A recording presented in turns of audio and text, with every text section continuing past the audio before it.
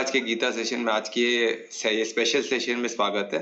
तो प्रेमा मैम फिर से हम उनको रिक्वेस्ट करेंगे कि आज वो हमें ये जो महत्वपूर्ण 3 दिन है उसका हमको इंट्रोडक्शन दे और डिटेल में बताए, और क्वेश्चन सब हम सेशन के बाद पूछेंगे।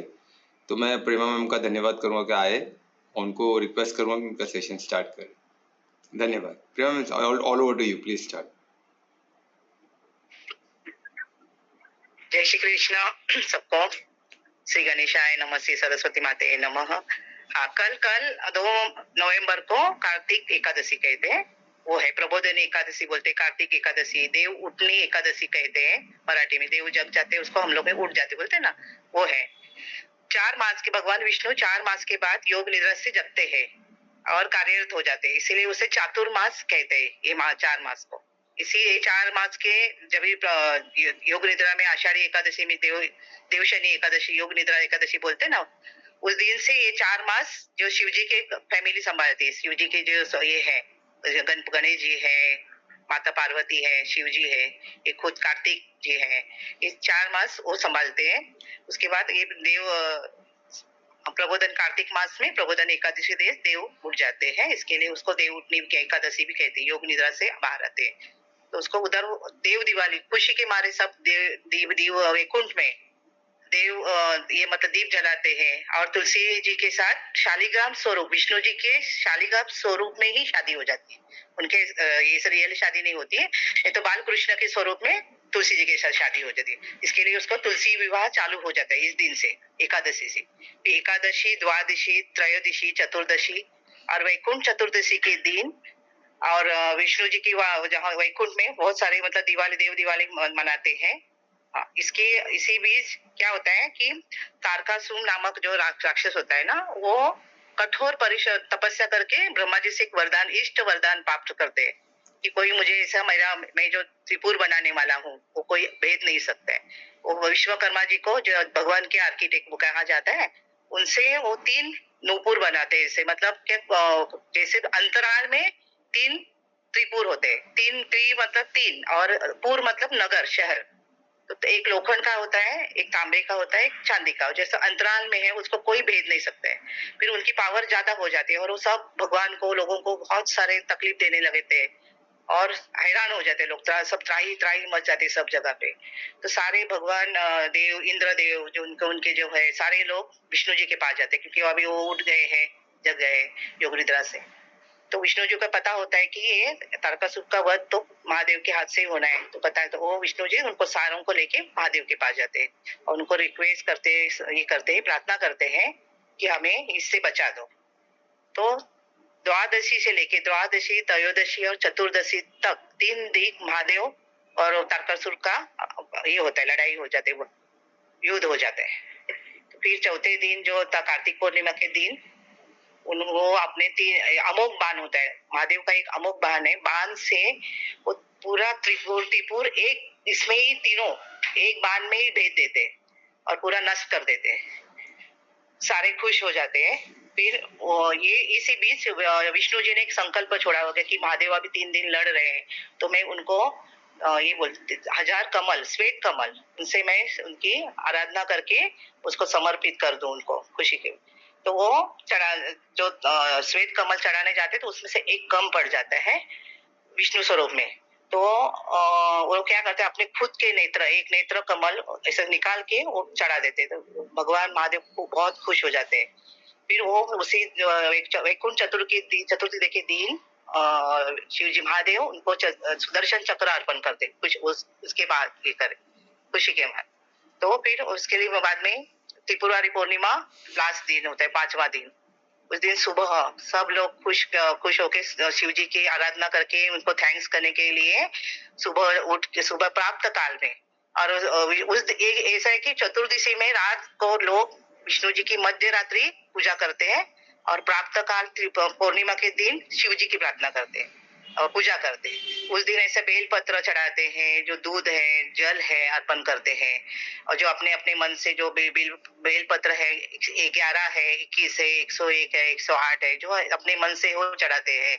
और उसी दिन त्रिपुरारी पूर्णिमा के दिन शाम को मंदिरों में लोग अपने मन के हिसाब, अपने मन मतलब इच्छा से अपनी बाती होती है, 11 बाती, 21 बाती, जो 365 होते हैं दिन, साल के 3 दिन, अब साल के दिन उनकी एक बाती ऐसे करके घी नहीं तो तेल में उनको भिगो के और दिया जलाते शिव जी के मंदिर में, उसको बोलते हैं दीपदान ऐसे।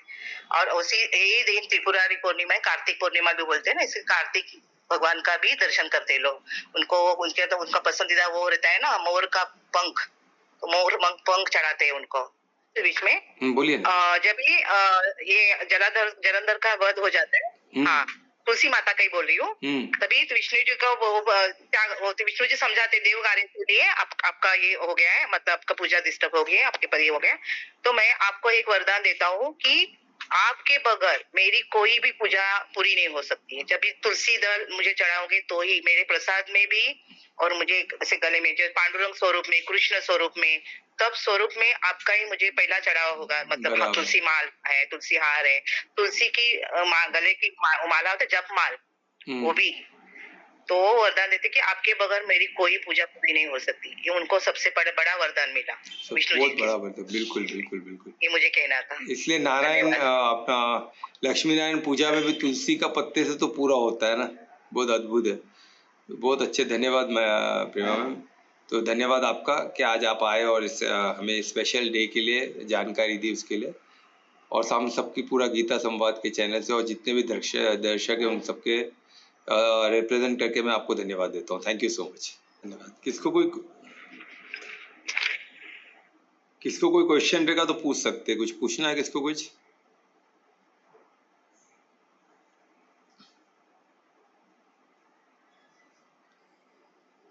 शिल्पा, आपको कुछ पूछना है?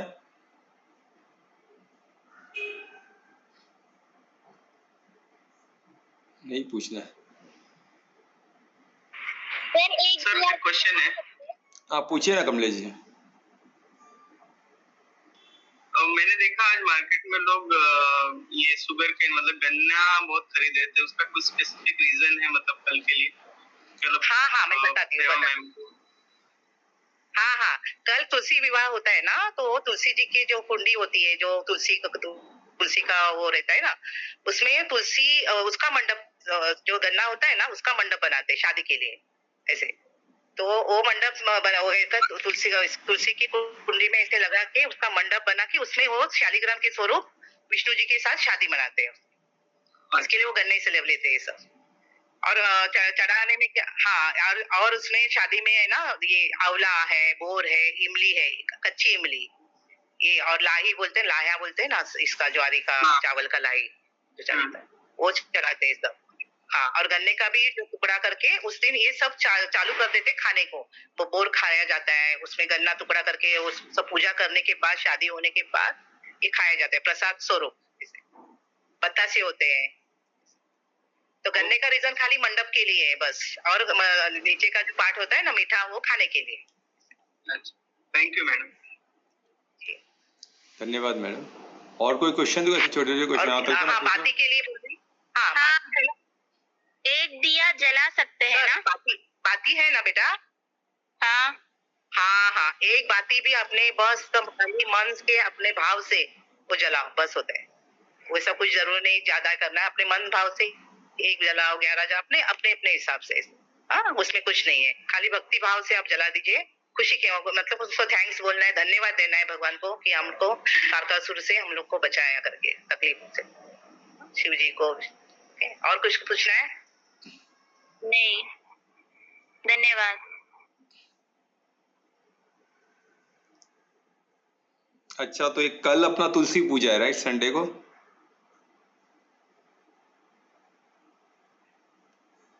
हाँ, कल से चालू हो जाए, त्रिपुरारी पूर्णिमा को लास्ट है शादी। अच्छा, कभी भी तुलसी पूजा हो सकती है? मतलब क्या है, हर रोज कोई अलग अलग लोग बनाते। अच्छा, अलग अलग। हाँ, शाम के वक्त था खाली। तो कल से हाँ, अलग अलग लोग, कभी टाइम नहीं मिलता है, छुट्टी नहीं होती है ना, अपने अपने हिसाब से करते हैं। त्रिपुरारी पूर्णिमा के दिन लास्ट होते हैं शादी। यानी 15 तारीख को 5 तारीख को 5 तारीख को तुलसी जी की भी कहानी ये है। हाँ हाँ, उनके हस्बैंड होते हैं, असुर होते हैं, लेकिन उनका भी नाम मुझे नहीं आ रहा है, याद नहीं आ रहा है। वो युद्ध में भगवान के साथ युद्ध होता है उनका। तो युद्ध में क्या होता है, तुलसी जी को एक वरदान होता है कि वो अगर पूजा में बैठती है तो उनके जो है पति है वो कभी भी युद्ध में हारते नहीं है, जीत जाते हैं। तो भगवान अभी थक जाते कि क्या करे, अभी ये तो ऐसे हार नहीं रहे हैं। तो फिर भगवान सब लोग में बैठ के सोचते क्या करे। तो फिर विष्णु जी को बोलते हैं आप जाके तुलसी जी की पूजा आप थोड़ा सा ये कर दो, मतलब उनको बाहर निकालो ऐसे। तो इधर युद्ध चालू है उनके हस्बैंड के साथ, देवों के साथ। तो विष्णु जी उनके हस्बैंड का रूप लेके उनके पास जाते हैं।